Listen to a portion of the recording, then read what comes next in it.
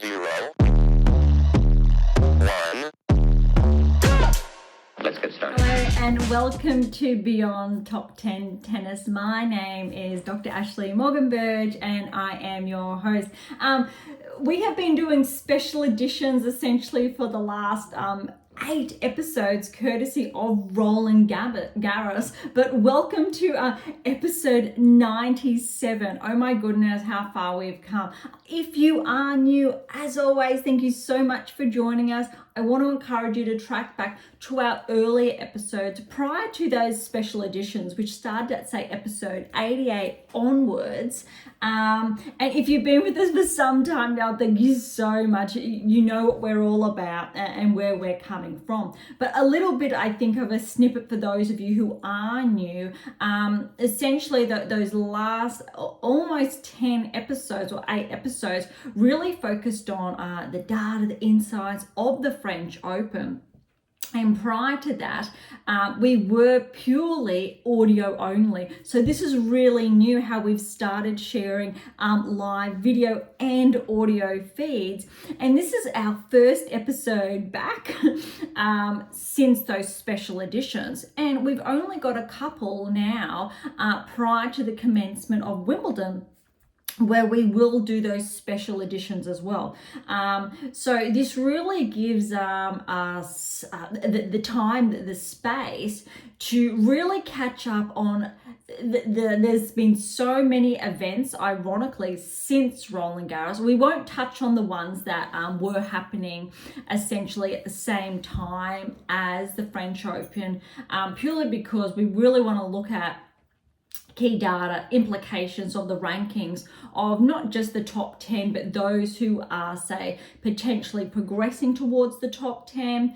And also, I think those with the better chances of progressing at Wimbledon. But as always, those of you who are not familiar with my work, I've authored 12 books. I've been working on, I guess, these key data implications for the last plus 20 years. Former international coach where I worked with elite athletes in the States, Europe, through to Australia. My latest release came out the end of last year.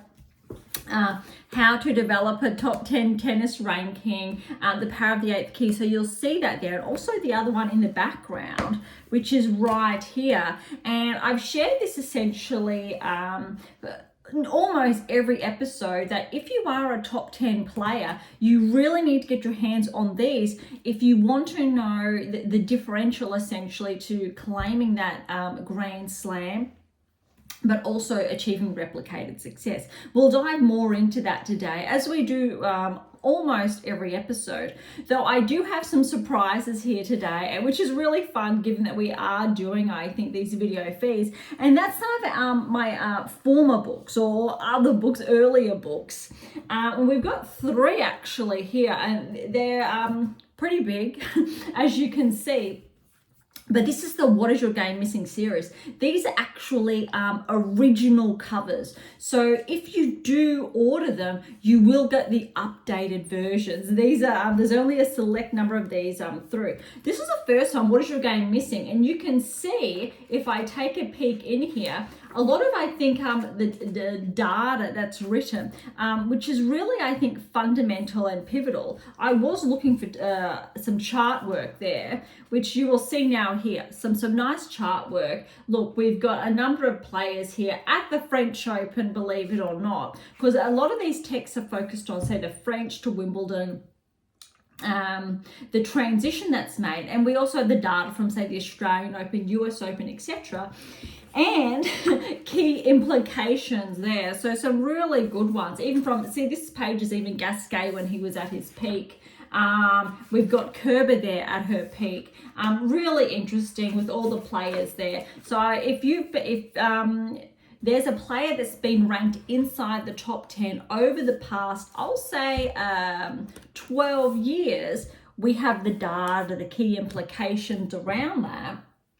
And we have over 150 1,000 inferences that I've personally developed, designed to collate this. So when you're looking, as I'm stretching over, when you're looking at essentially the data, say the SAP data, that players essentially pull on now, this is very different. This is, and again, I've touched on this, so those of you who have been listening to us for some time now, thank you so much. You understand where I'm coming from, and I guess the incredible scope of work and depth of work essentially. But essentially, players who have reached, say, a round of 16 and onwards, also for probably the best part of the last, I will say, 6 to 8 years as well, to complement that. And you would have noticed listening to, well, the Australian Open earlier this year, because that's where our special editions commenced. But then also the past fortnight, essentially, on the French Open, why I really highlighted the importance of making that round of 16, because it really is a fundamental stepping stone. I keep hitting my desk because I'm a little bit excited, so excuse the wobbles there. These are a couple of the other ones. Again, original covers, or one of those original covers, so you would get different ones. I'm a big fan of the colors, though we have updated that since. You've heard me touch on the secrets to optimal performance success, which really is compiled of those first initial 50 episodes, which are really pivotal for setting essentially the baseline of the work, and that has really allowed us to now start digging deeper into, say, key performances and results.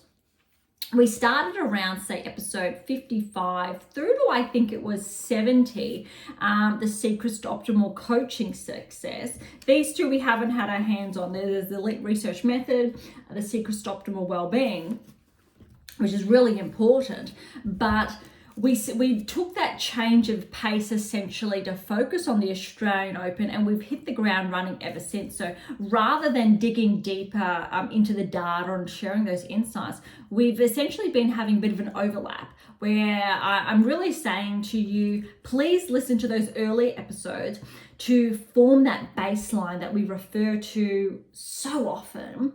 And now look at this real-time almost results, these implications, why they're happening.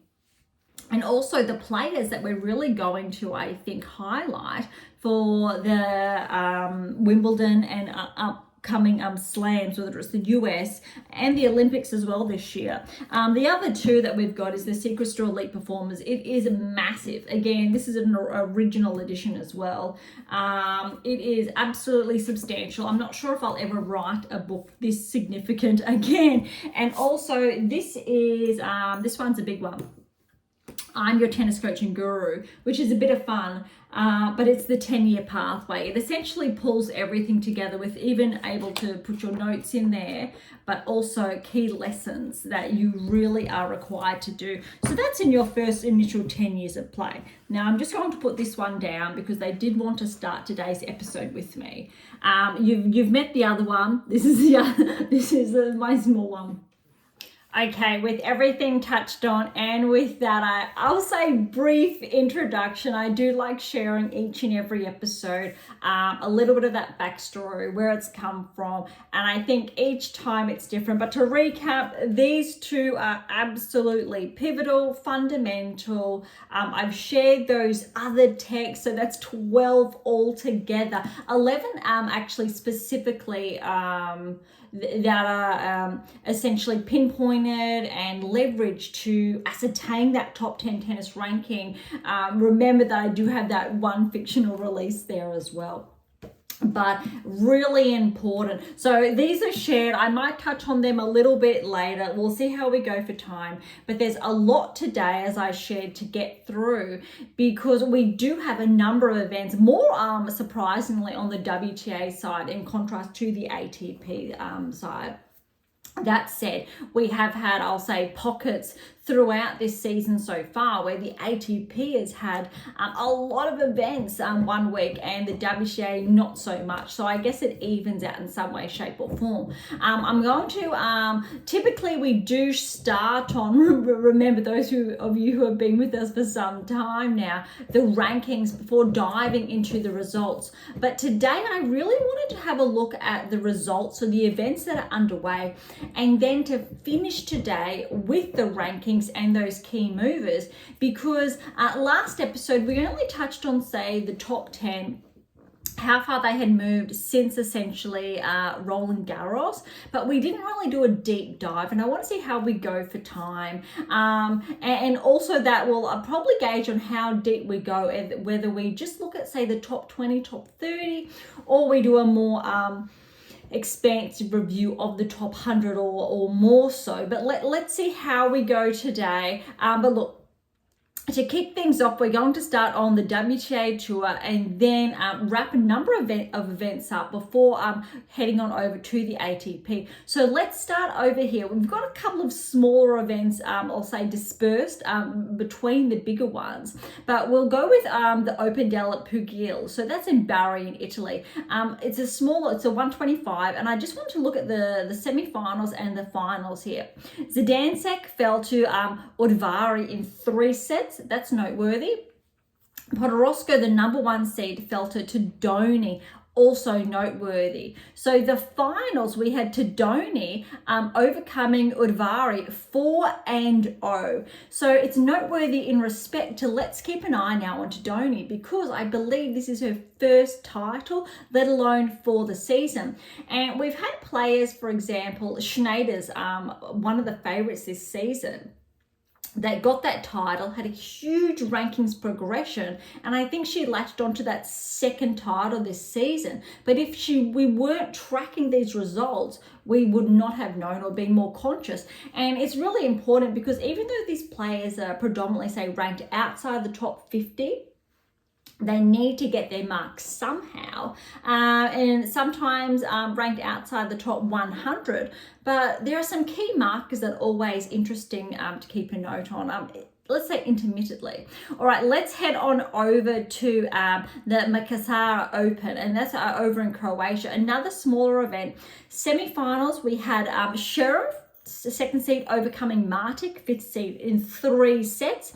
Other semi-finals, we had Volniec over Wang, 4-3. So when we look at the finals, we actually had Volniec, the 8th seed, over Sheriff, the second seed, in 3 sets. Volniec, she isn't new, and we know, we've heard that name a number of times before. She has taken a bit of a slide, I believe, in the rankings, but also believe this is her first title this season, which again is noteworthy to keep an eye on when we're looking at the rankings and the respective movers. All right, trying to go a little bit quick over the smaller ones, but we're onto a bigger one now.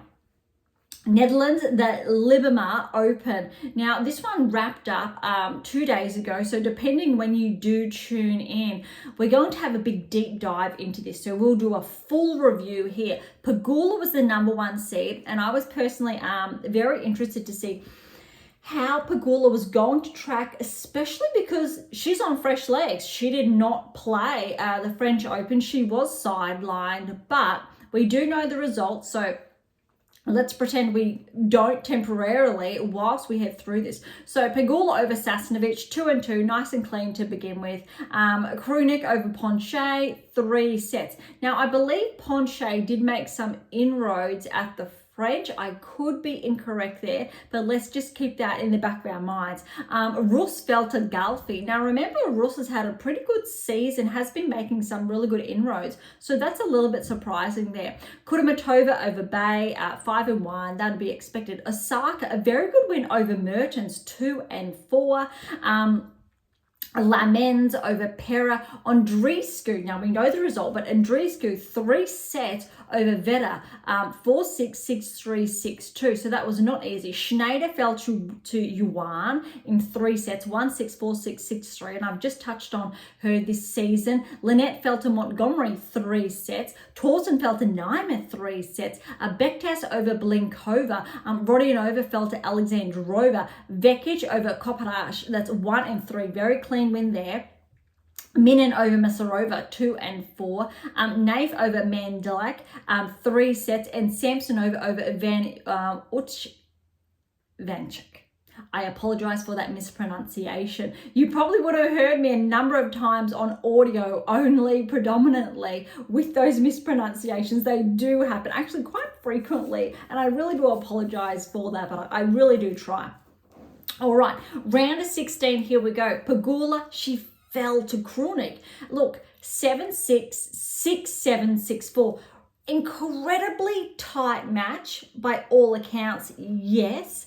Was expecting a bit more from Pegula, but Krunic obviously played exceptionally because it did go to 2 tie breaks there, which really says a lot. I think Pegula's level was up there. I was really hoping for, let's say, a more just a straight sets win predominantly. So we're going to have to gauge Pegula's performance of her next event that she does play in, because I really want to see if she lives up to that top 5 ranking, because she hasn't really budged there. But I'm looking for those deeper runs at the Grand Slam level that we're really yet to see. And again, I'm being really harsh. So again, if you are new, there are really, I think, incredibly high benchmarks when we're looking at the top 10 and differentiating the best in the world from the other best in the world, and what really differentiates that top 8% and the 2%. So recall also, if you had your hands on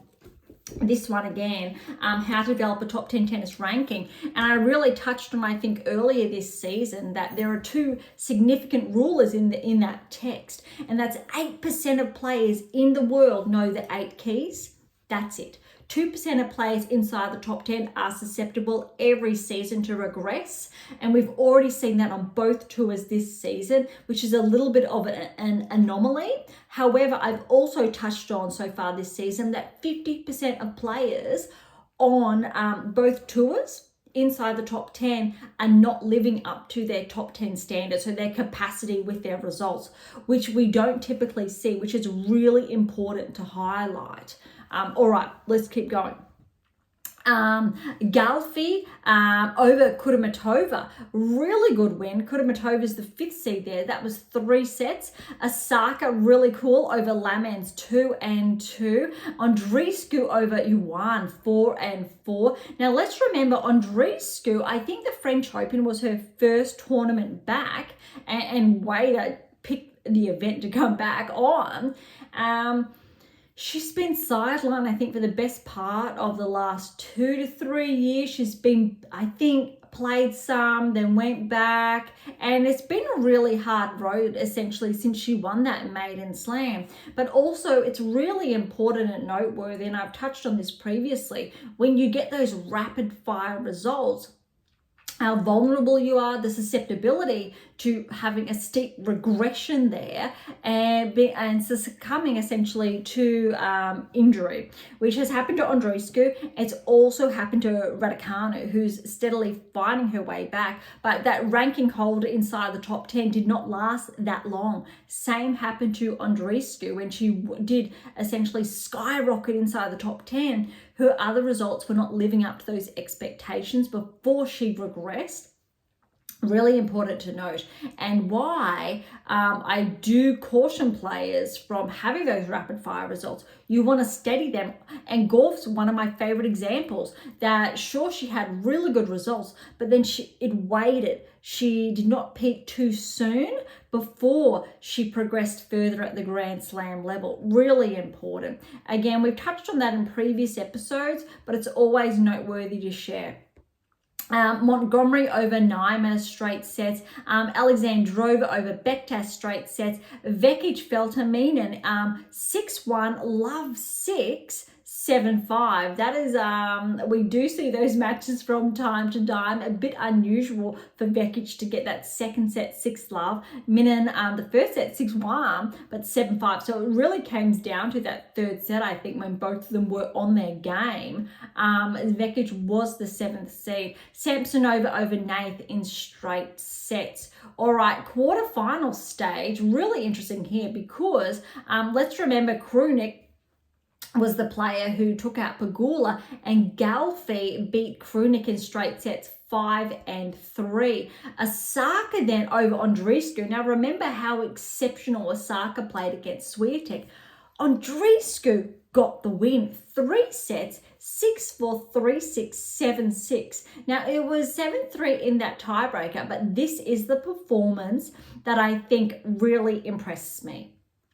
Primarily because Osaka, she's been tracking, she's been progressing. But for Andreescu to get this type of result, I think she's coming back better than previously, and it could potentially be only a matter of time, especially with Wimbledon around the corner, to see how she's tracking. And I won't be surprised if Andreescu keeps this level of play up if she makes a surprise round of 16 performers.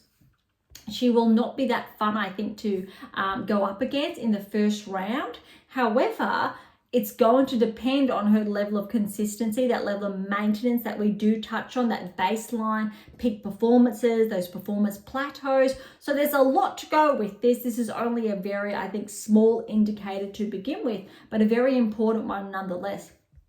Montgomery fell to Alexandrova straight sets, and Samsonova got the win over Minen in straight sets. All right, semi-finals, we had Galfi, Andreescu with the win 4-2, and then we had Samsonova over Alexandrova in 3 sets. That was 3-7-1, so 6-3, 6-7, 6-1 over Alexandrova. That was the second and third seed. So the seeds lived up to their expectations on that half, not so much on the top half. That said, we know the result of the final. Samsonova got the win over Andreescu, 4-6, 6-3, 7-5, incredibly tight. Andreescu was this close to winning, I think, her first title. I want to say potentially since her Grand Slam title. She may have won one shortly thereafter. I'm not too sure, but that is such an incredible performance that it really puts Andreescu on the radar, and I'm looking forward to the events she's going to play essentially in the weeks ahead. Okay, next event we have is Rothesay Open. So that one's in Nottingham, and it did wrap up as well. It's a big one here because we've got Jabeur here as the 1st seed, and it has finalized. So I really want to dive into these results. We do have some very interesting ones and some really exciting matches that did unfold over the course of the week as well. All right, Jabeur Osorio 2-3, Furtova over Miyazaki 4-5. Watson, great to see her back over Day, 3 sets. That was 4-6, 6-love, 6-4. Pliskova with a win over Parks, 4-4. Saville over Burrell, 3-3. Parry over Buska, 2-2. Birrell, she's an Aussie actually from the Gold Coast, which is really great. Once upon a time when I was essentially getting my coaching qualifications, I will say that very beginning when I was in my late teens. That's another story. For more on that, head on over to AM8 International, click on Dr. B, and you'll have a look at my background there. However, her father, a really good guy that was able to, I think, take me under his wing temporarily there. So Kimberly's done a lot of work with her dad, and she has progressed. So it's really great to see homegrown talent in that respect. However, she hasn't quite been able to, I think, crack the top 100 yet. She's been hovering out there, regressed quite substantially last year, I think around like the 160 to 180s. But this performance really this week has allowed Kimberly to progress back, I think, inside the top 130-ish, which is really great to see. All right, so she got that win over Appleton, 3-5. Stefanini over Zhu, 3 sets. Frech over Hibino, straight sets. Arago fell to Maria in 3, 4-6, 7-6, 7-6. That was tight. Those tiebreak scores would have been 9-7 and 8-6. That's really impressive. That's a tough one. Gulbik fell to Marino, straight sets. Dart fell to Boulter, 3 sets, 6-7, 6-4, 7-5. We know the result here. So Katie really was pushed in the first round. Okay, Jones over Dolhide, straight sets. Kruger over Wang, 3-3. Raducanu over Shirobahara, 1-4. And then Kostyuk, second seed, fell to Sniger, 6-3, 6-3. That was a surprise there. All right, round of 16 results. We've got to begin with Jabeur over Frutovitova, 2-1. Good for Jabeur. Watson fell to Pliskova, 4-4. Saville, another Aussie, fell to Parry, 4-1. And Saville, she was ranked inside the top 30, just I think a number of years ago now, or around that mark, nonetheless. And she has been riddled, unfortunately, with injuries over the last couple of years that regressed her all the way back outside the top 100. And I believe now she's made her way back into the top 100. But this win, loss, from Parry. Saville's doing an exceptional job finding her way back, and I really do hope that she's able to get more wins under her belt because of that. Parry obviously was too good. Now, this was a really good one for Birrell over Stefani, 3 sets. I think this is her best result at the WTA Tour level she has had throughout her career. 6-4, 6-7, 6-love. It's an exceptional result in the round of 16, which essentially means she's made the quarterfinals of a WTA Tour event that is a very big event nonetheless. So it's a really impressive performance for her. Okay, it's always great supporting some homegrown talent. Fun fact there is Sam Stowes is also from the Gold Coast. That's where I'm based. And Ash Barty's, Brisbane, we'll say, Ipswich there. And that's once upon a time where I coached at both of those respective centres. And her home centre at Brookwater, I was the director there very early on in my career. Because again, with that backstory, I essentially skyrocketed very quickly due to my background expertise in the area and had a lot of success there. And why it really pushed me to look more into the data to help more players and how I could.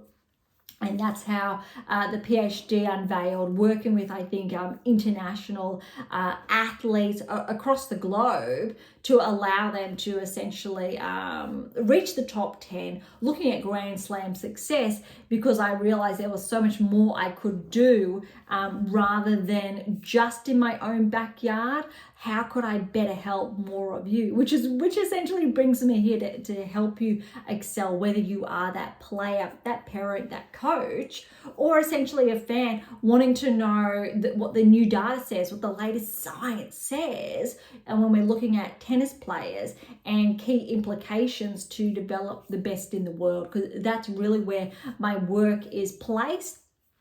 And I believe, to the best of my knowledge, that I'm the only actually individual worldwide in this space. I am, and I previously touched on this, the world's leading authority in this space, the world's leading scientist and coach on coach and athlete performance in the tennis space. So everyone, I think, has complementary works in there, but when you're looking at a top 10 tennis ranking, how to achieve that pathway and to achieve Grand Slam success, that's when you give me a call. But first, those books, so we can have a healthy conversation. Okay, back to the data. Frech over Maria, 3 sets. Boulter, very good win over Marino, 4-3. Jones over Kruger, 3 sets, and Raducanu over Sniger, 2-2. So really good to see Raducanu gaining some momentum again. All right, quarterfinals, this is where we know it gets interesting. Jabeur falling to Pliskova, but this was rough. Look, 7-6, 6-7, 7-5. That first set tiebreak to Pliskova, that was 10-8.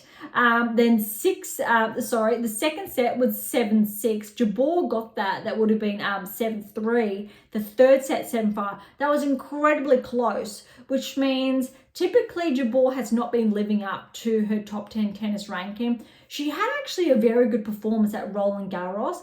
I'm going to rate this still as a good performance because that was 3 tight sets. Pliskova, she's a Grand Slam finalist. She hasn't really been, she's had a regression in her level of play, her performance over the best part of the last 2 seasons, but she still can deliver from time against the best in the world. So this was a really great result for her. All right, other side of the quarterfinals, Parry got the win over Birrell. That was 3-6. Boulter over Fretch, really good win there, 2-4. And then Raducanu over Jones, she got a walkover. I really would have loved to see that play out. Okay. Semi-final stage, again, I know we know the results, but we want to dive into this. How good was this?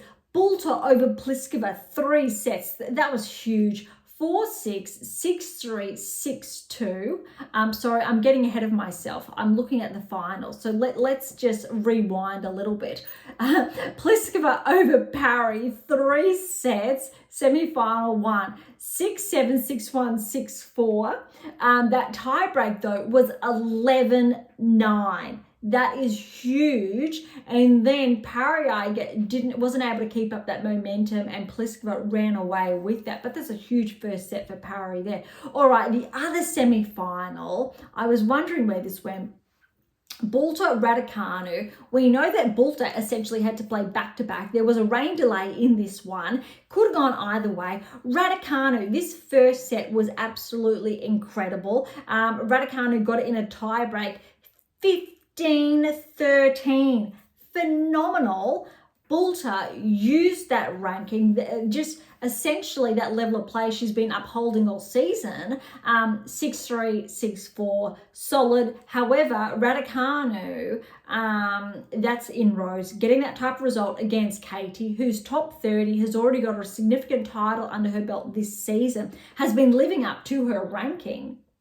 A really good result, which means both Raducanu and Andreescu have been tracking, and we know Pliskova here as well. The final, and I've just, I let that loose a short time ago, Boulter with that win over Pliskova, 3 sets, 4-6, 6-3, 6-2, 3 sets, which is really strong, I think, for Pliskova, but well done to Katie there. All right, now over to the BBVA Open. So that's in Valencia, Spain. A smaller event. We'll just touch on the semi-finals and finals. We had Lee over Buzes Minaur, the second seed, 3 sets. Tomova, the first seed, got through over Shmanovic in 3 sets. The final, we did have Lee over Tomova, the first seed, 3-4. So noteworthy for Lee there. All right, quickly then over to Rothesay. Now, these events that I'm going to touch on have only just started this week. Essentially, so yesterday, we've only got a couple of matches, but there are still some interesting ones to note that have already unfolded. Noteworthy for essentially Rothesay. So in Birmingham, we do have Ostapenko, the first seed, and she's already fallen first round to a Cocchiaretto, a 3-3. That's a huge scalp.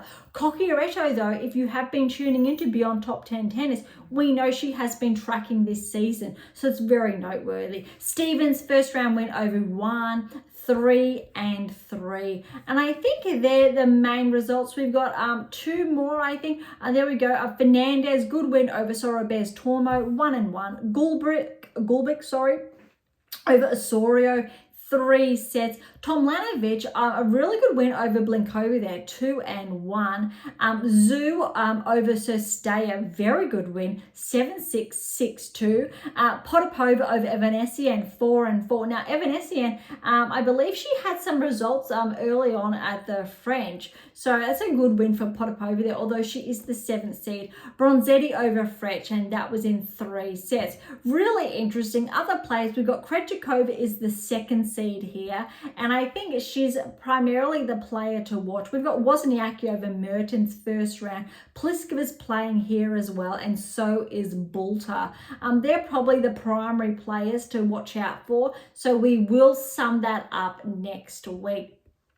Okay, now we're over to Berlin, Germany, so the Ecotrans Open. We've only got, I think, a couple maybe that have started or have been underway, but Golf is the number 1 seed here. We've got Haddad Mayer, who is not seeded. Noskova, Kerber, Jabeur, Pagula is playing, so that's going to be interesting how she tracks here. Sakari, Azarenka have each other in the first round. Osaka's got Zheng in the first round. Somnes over Rus, we have that done. So Somnes came out in 3 sets over Rus. Rybakina's playing this one. Here we go. Vondrasova, a first round win over Masarova, 4-3. Kalinskaya, 3 sets over Hibernino, 2-6, 6-4, 6-2. And Kazatkina, a very good win over Kostyuk in 3 sets there, 4-6, 7-6, 6-4. And Sabalenka's playing this one as well. This is actually a very big event. Now, believe it or not, I believe this is one of it is a 500, which means it is one of the big events essentially leading up to Wimbledon. So that's why we have, I think, a lot of the top players playing it. Noteworthy who is missing essentially is Swiatek. Now we know Swiatek's missing for good reason, and we're not seeing Paolini here as well. Obviously both of them have a lot of rest under their, well, they're essentially still recuperating from the past fortnight. All right, we've got one more event on the WTA to look at, and that is the Veneto Open, so over in Italy, a smaller one in comparison. And we've just got, I think, a couple of matches that have been underway. We've got, and again, this one only started a few days ago. We've got Maria, for example, the 1st seed, so it is a smaller event here. And we've got Erika Andreeva, 3-set win over Rostello. Salkova over Felter Reina, straight sets there. But it is, again, a smaller event, not essentially, well, when we're looking and contrasting to the earlier event, this is obviously very different when we're looking, obviously, Berlin, my apologies, in contrast to Gaiba. Karl is the 2nd seed there. Lepchenko, she's had an early round loss. Iran is going to be in action, but that essentially wraps it up. So Parks is also in action. So we'll look at that event potentially next week. We'll really focus on probably just the semi-finals there and the finals. Obviously, given the scale, because yes, it is only a 125 there, but it's always important to see, obviously, the semi-finals, finals, who's tracking potentially, who's looking at whether there's a first title or tracking, obviously, with the rankings as well. However, I think the biggest event this week for the WTA Tour is the Ecotrans Ladies Open. So Berlin, Germany, that is underway. That is a lot. Okay, let's quickly have a look over at the rankings. We won't go too deep. These are the rankings, not of last week, fresh out of the blocks this week. And there are no movers essentially in the top 10. And we've touched on the top 10 last week. Paolini cracked into there. Pagula's still at 5. We know Swiatek's leading the charge. Gorf is at a new career high at 2. Sabalenka's only 200 points behind Gauff now though, so still very close. Rybakina nonetheless is roughly about 1,500 points from Sabalenka, so there is, I think, a bit of a gap there.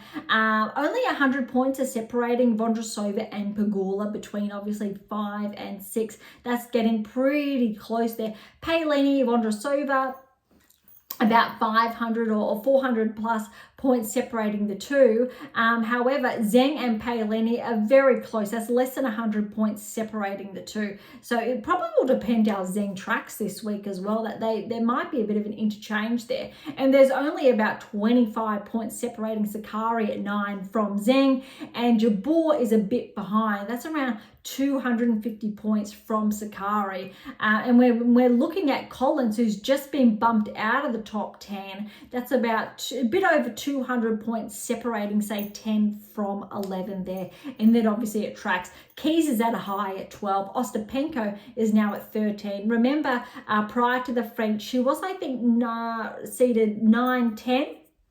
9, I'll say, because Kazatkina was seeded 10. She's now at 14. Kostuk's at 1 at 16. Navarro's at 1. New career high at 17. Haddad Mayer has regressed, but now she's had a progression to 18. Azarenka's at 19. And to top off the top 20 is Alexandrova. Now, if we look at just inside, I'll say the top 30, predominantly I'll say everyone is the same.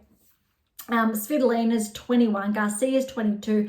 Big high from the French over, Mira Andreeva's 23. Really cool to see. Krejcikova's at 25. That's a bit of a progression despite her result at the French. Yastremska as well as at 27, again, despite those results. So there are some players, I think, now inside the top 30 that's not correlating, but we've had a lot of that discussion around, say, other players, higher rankings. Typically, this ranking range has correlated, but I'm raising my eyebrows here going, there are a number of players here that probably should be pushed out or are more susceptible to being pushed out. Boulter, ironically, has regressed a point. She's at 31. She's just claimed a title. Boulter is deservingly inside the top 20. That's where her ranking should be. Layla's had an okay week. She should be at, she's 33. I'm going to say she deserves to be at, let's say, late 20s there. Potapova, she's at 36. Vekic is at 39. Now, if we're looking at some other players here, I'm just going to pinpoint. Normally we go ascending, but I know I'm going descending here. But Pliskova, she's up 8 points, 42. That is very noteworthy. Kokiarekto had a very good win this week. However, she's regressed 1 point to 44. Kennan's back 1 at 46. Stevens back 1 at 48. Schneider's back 1 at 49. Just picking up a few key players here. Parry, a very good week.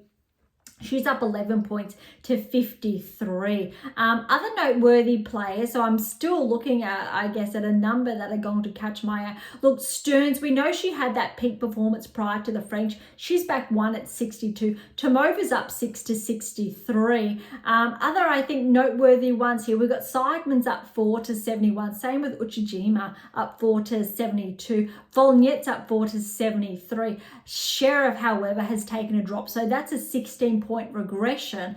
So she is at 79 now. Well, I'm looking at just capping off the top 100 almost here. These are probably the most noteworthy. We've got Masarova, she's up 3 points. So she has cracked into the top 100, the 24-year-old from Spain. Now, a couple of noteworthy players here. Now, I'm sure you are all familiar with these names I am about to share because I want to get these 3 right. Badosa's up 3 to 115. Her performance definitely is deserving, I think, of cracking into the top 100. My apologies there.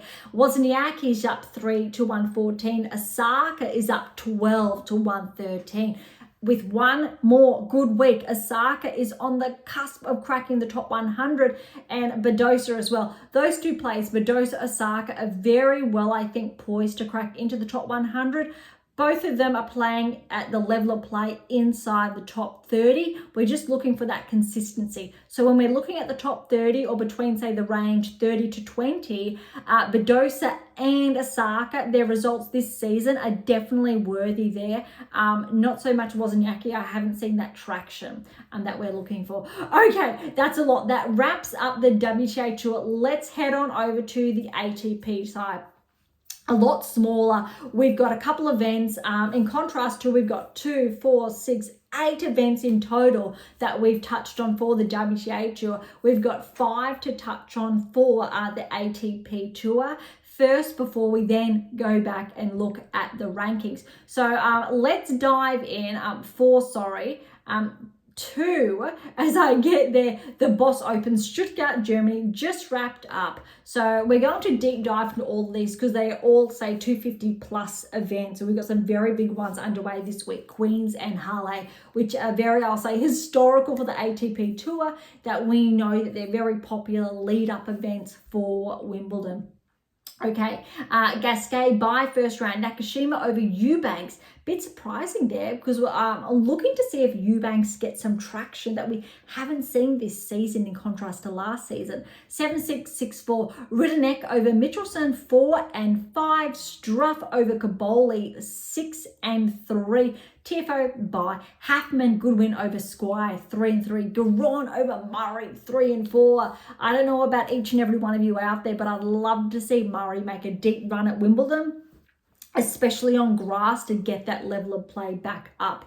Okay, Draper over Offner, 7-6, 7-6. That's 4 and 5. Mapesha Pericard. Now remember, he won that maiden title, I believe it was, prior to the French, skyrocketed up the rankings. He's fallen first round to Mazzetti, 7-6, 7-6. 9-9 were the scores. That's exceptional. He should be really proud of himself because he really is a newcomer this season. Kofa over Zhang, 3 sets, but check this scoreline out. 4-6, 7-6, 7-6. 5 and 6, really tight there. Medalovic over Marazan, another 3 set there. Bublik by him first round. Berrettini, great to see him back in action. I know we all know the result here, but look, he almost fell first round to Soffold, who's the 8th seed, 7-6, 5-7, 7-5. We're going to touch more on that shortly. Shapovalov over Manitou, 7-6, 7-5. He started tracking Shapovalov prior to the French, which was really good to see. Track back to those early episodes. You would have heard me touch on that over, let's say, the last 10 episodes-ish, and how the inroads he'd been making were really good. Because let's remember, Shapovalov is a former top 10 player. Huge regression. He's starting to make traction again, which is really exciting. He's still in his early 20s.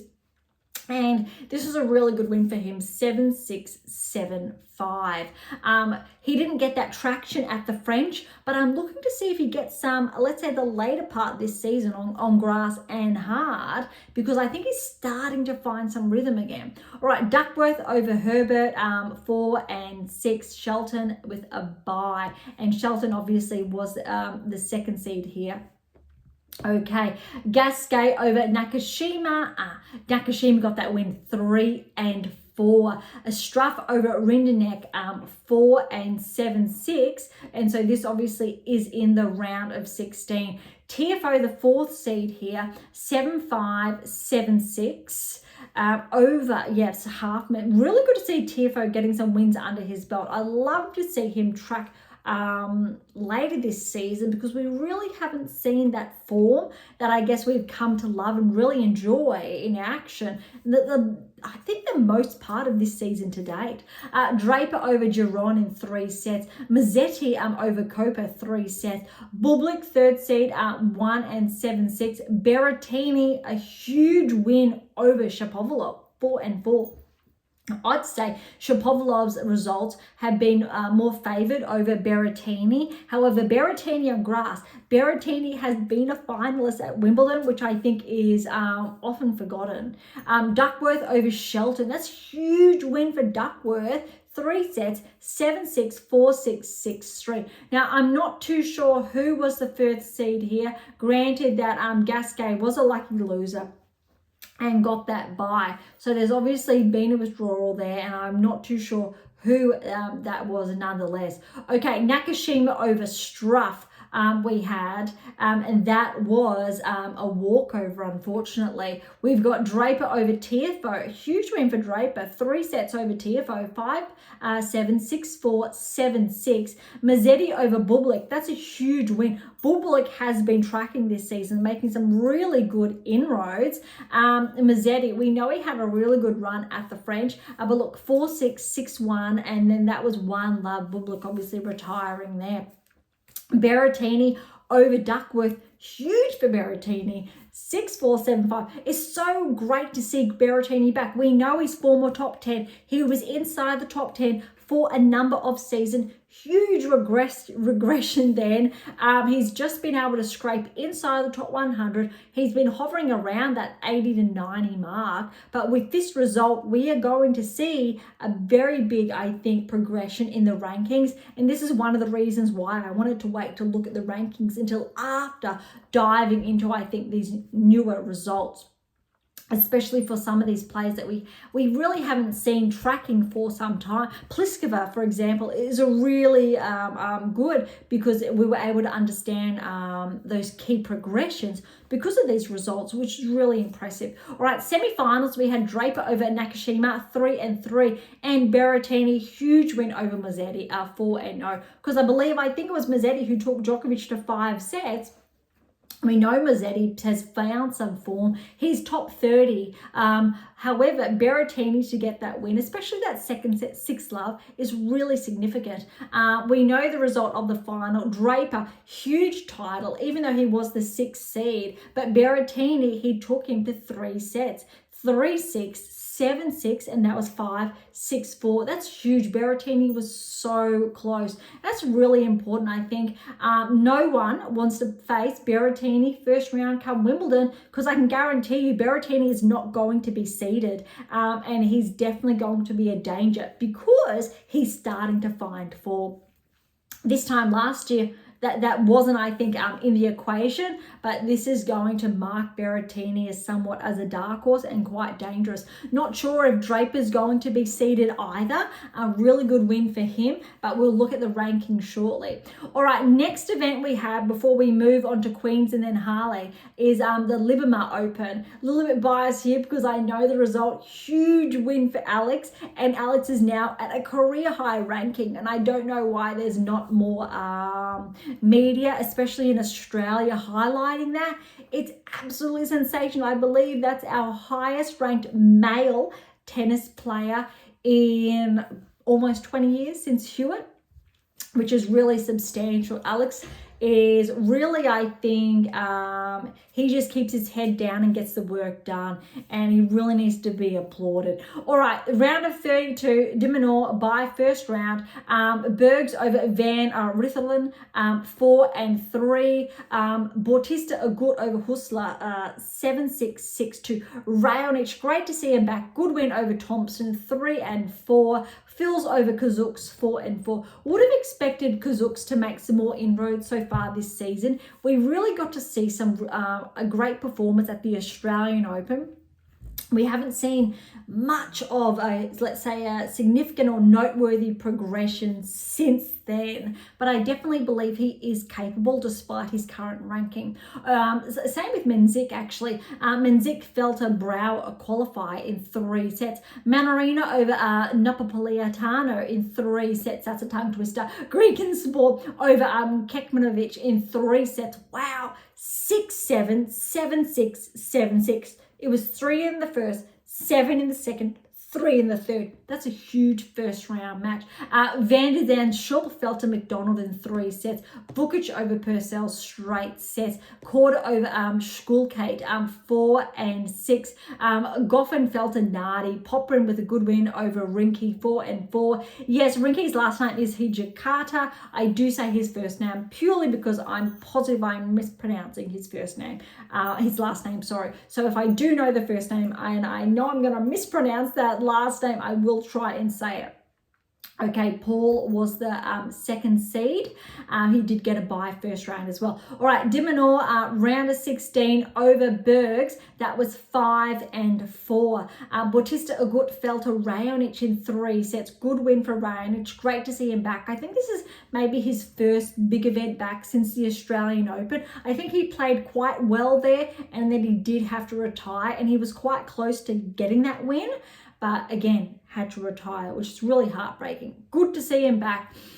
Really hope for Milos to get a good win at Wimbledon. We know he's performed there really well before. Again, we know Milos is a former top 10 player as well. And of course, it's heartbreaking to see players riddled with injuries, and that's why really important, a significant part of my work is based on mitigating injuries, so avoiding injuries, protecting the body against that. And that's where, and I guess it's a good time to share in this one, and I don't normally, and it is this, so the science of elite performance, and that's why it's so substantial and huge, because there's so much data in this to understand, and that's why it's really pivotal and so important and complements all those other texts essentially. And yes, there's 11 of them, but look, to get achieve a top 10 tennis ranking, mitigate injuries, break into the top 10 to begin with, become a Grand Slam finalist, win your maiden Grand Slam, win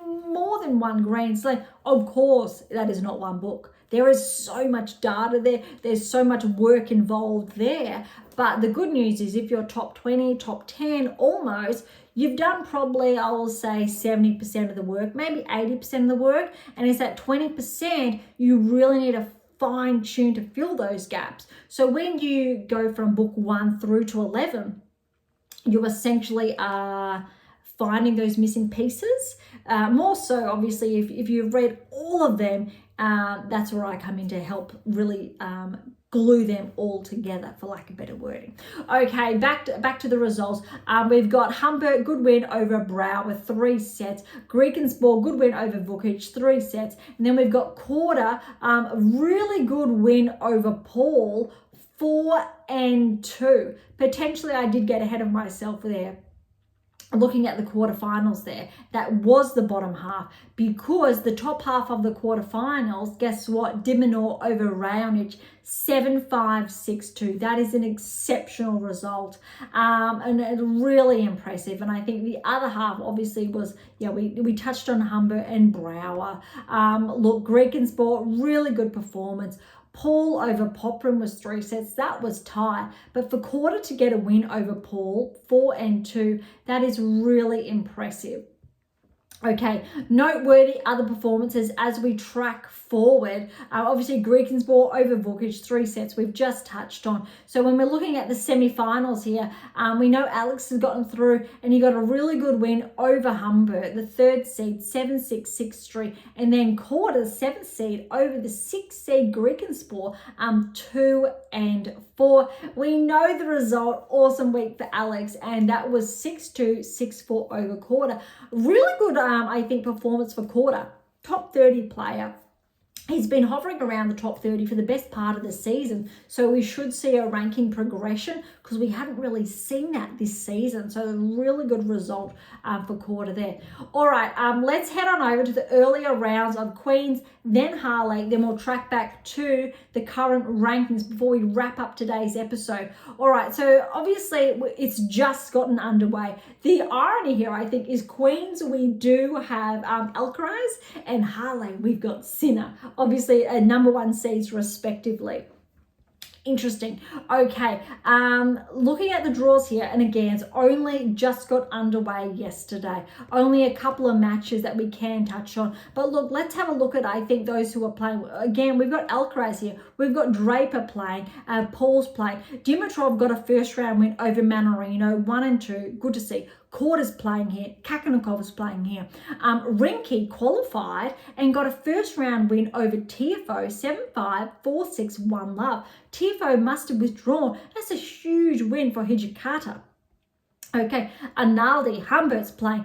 Rune and Thompson faced off in the first round. Thompson got a huge win over Rune, 4-6, 7-6, 6-3. Now remember, all the data and everything I've touched on so far this season, that Rune was going to regress outside the top 10, tick. Rune, with that shuffling of the coaches, was going to continue to regress, tick. He does have a coach in place now for, I think, a number of, months he has held on. His results have not been favourable still. He did, however, track at the French, which was good to see. Really good. Almost in correlation with the top 10 tennis ranking. Almost. But losing first round here is not going to really help Rune, I think, with those ranking progressions.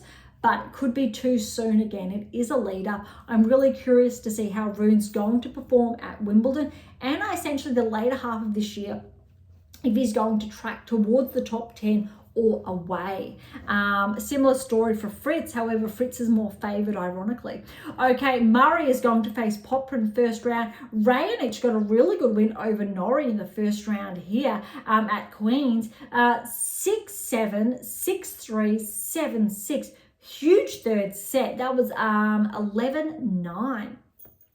Fritz is playing. Shelton's going to face off against Mapesh Perricard. And Shelton would have essentially been in Mapesh Perricard's shoes probably 18 months ago. So really interesting matchup there. Echeverry, Harris, Nakashima, and de Minaur is going to face Mazzetti first round. That is tough. Essentially also going off what I've just touched on from the past week and Mazzetti's level of play and his performance, that's going to be a really tough one for Alex to face off, and he's the second seed there. All right, that wraps up Queens. We'll touch on that next week. Obviously, how it's played out. Halle now, we'll have a couple of, matches to touch on. I've just touched on Sin as the first seed. However, he will play Griekenspor first round. Not easy as well. Also touching on, obviously, how Griekenspor's been tracking the past week. Marizan got a first round win over Sofalin. 7-5, 4-6, 6-1. We've got Darderi in action. Tsitsipas will face Squire. Medvedev had a very tight win over Borges. That was a 7-6, 6-4. Zhang got a first round win over Offner, 7-6, 6-7, 6-4. There is something with the tie breaks this week. Eubanks is in action. Bublik is in action. Hurkacz got a first round win over Kaboli, 7-5, 7-6. We've got Berrettini's in action. He'll place Mitchelson, a qualifier first round. Rublev's in action. Igor Elisame fell early, the 8th seed to Koper, a wild card, 6-4, 4-3. Looks like Felix retired. That's a bit disheartening. Hopefully Felix is okay for Wimbledon, especially because Felix has been tracking this season.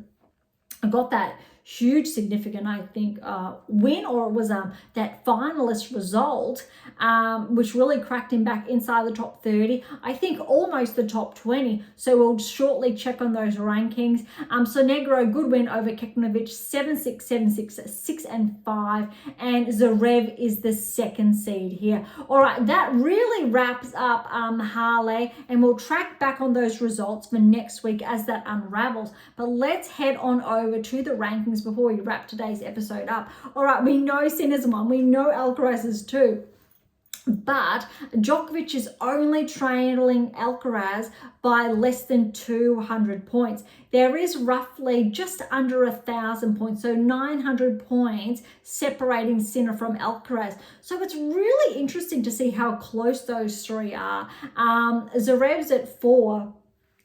He's roughly about 150 points separating. So there's a bit more of a distinction there. However, there's about only 400 separating Medvedev from Zverev. Quite close. Very big gap, I think, between Rublev, who's at 6, and Medvedev at 5. There is at least, well, no, there's not quite. There's about 1,800 points separating the two there. Alex is creeping on in 700 separating, or a little bit less of Rublev and Alex. Career high. 2-point progression at 7. So Rudd's obviously progressed, and Hurkacz just 1 point, 8 and 9 respectively. Dimitrov then is at 10. There is only roughly 35 points separating Dimitrov from Tsitsipas, who's at 11. But there is a roughly, I think, around a bit over 600 points separating Fritz, who's at 12, from then Tsitsipas. So that's a bit of a more significant gap. Paul is on Fritz's heels, followed by Shelton. Really tighten it there. Holger's back then at 15. So that's a bit of a regression, my apologies, this year. Bublik's at 17, very steady there. And we know he's been having a really good season. Here we go. Felix is at a career high. We know Felix has been top 10. But this is really good.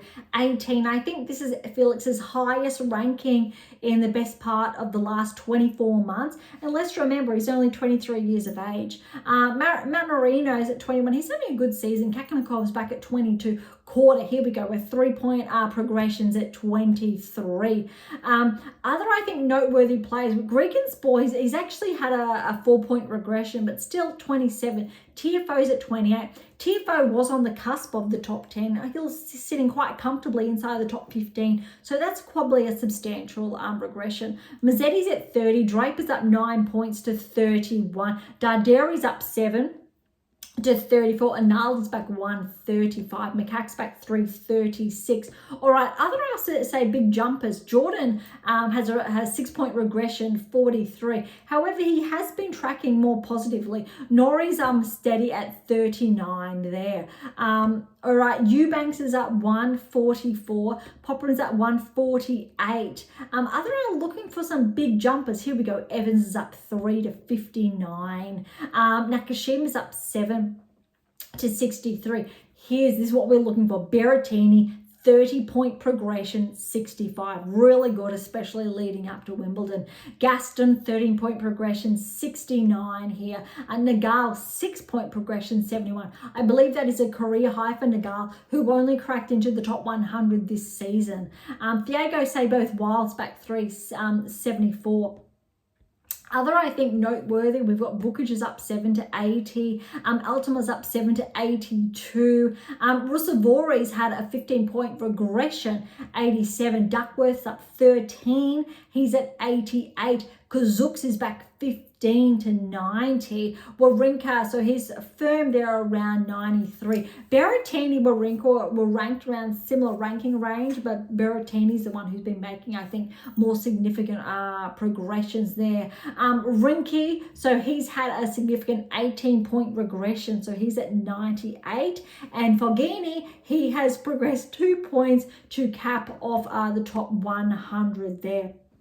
I think really impressive there. And we've touched on, I think, most players that we've been looking for. And I think I missed earlier Draper. That's what I was looking for. 9-point progression to 31, given his performance the past week. All right, that really wraps up. That was a lot. Today's episode, WTA ATP Tour. We did that a little bit back to the front, but look, we've really, I think, capped on all of the events. We've touched up from, let's say, Roland Garros and what's happened since those championship finals for obviously Alcaraz and Swiatek. The week that has been in between, because it's been 8 days since that last recording. So depending when you listen to today's episode, there's really only 8 days between that. So we really could, I think, capture the data, the insights of the events that have unfolded. And we didn't do yesterday purely because we knew a couple of those events or those finalist matches were still underway. Remember, different time zones here based in Australia. Thank you so much for tuning in today. To grab your copy of my latest release, How to Develop a Top 10 Tennis Ranking, head on over to AM8 International or head on over to Amazon. You can grab them all there. Same goes for the 7 keys. Also, and I have touched on as well today, the What Is Your Game Missing series. Really important, really fundamental. Same with the Science of Elite Performance. All of these ones there are available. AM International. Also, if you head on to AM International, you can get the digital version. So there are PDF copies, not ebooks, purely because the layout is really authentic. That's it. All right.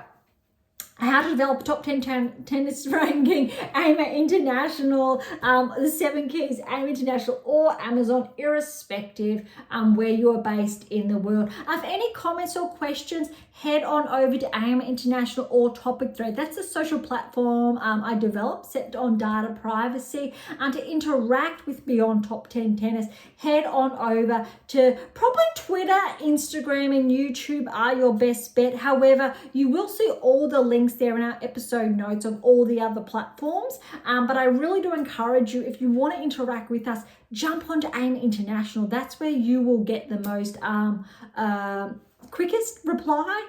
If you do get in touch with us on one of those other platforms, there will be a delay. And that's just, whether it is TikTok or Threads, they are really checked intermittently. That said, to catch up on our blogs, you can head on over to AM International or Medium, where all of our blogs are also freely available. And you can leave comments there, which are always welcome. And again, I'll leave all the links in the episode notes. For something different, head on over to Pink Octopus Books. That's where my fictional release is. I don't have that on hand today. Normally I would show you that one. But again, if you've been listening for some time now, you are very aware of that. For something left of field, there's Spruik there. Something, bit of fun for some random polls. And of course, irrespective where you're listening, if you enjoyed today's episode, please subscribe, like or share. That would be absolutely phenomenal and incredibly appreciated. Most importantly, is for those who are interested, we do have scholarships available on AM8 International, as well as options to work with me exclusively to optimize your performance and to nudge you closer towards that top 10 tennis ranking. So don't be shy, come and say hi. And I do say each and every episode, these two. Once you've read these two, you've got those questions, give me a call, send me an email, and we can nudge you closer.